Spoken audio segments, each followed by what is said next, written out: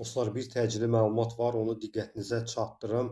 Bu dəqiqələrdə Pakistanın paytaxtı İslamabadda keçirilən Amerika-İran danışıqları zamanı qalmaqal yaşandığı bildirilir.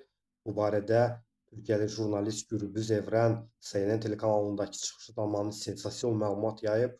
O bildirib ki, Pakistan mənbələrindən əldə etdiyi məlumata görə danışıqlar getdiyi zaman İranın Xarici İşlər naziri Abbas Araqçı ilə Amerika prezidenti Donald Trampın xüsusi nümayəndəsi Steve Witkoff arasında gərginlik yaşanıb, hətta gərginlik əlbəyaxa davaya da çevrilə bilərmiş.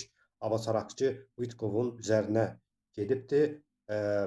Dediyim kimi, bu barədə Türkiyəli jurnalist Gürbüz Evrən məlumat yayıbdı. O, Pakistan mənbələrinə istinadən belə bir məlumat aldığını bildiribdi. Hələlik məlumat belə deyək, təsdiqi yoxdur, təsdiqə möhtac bilgidir, amma görüş davam edir. Bu dəqiqələrdə də dediyim kimi, ümid edək ki, yaxşı nəticələr olacaq.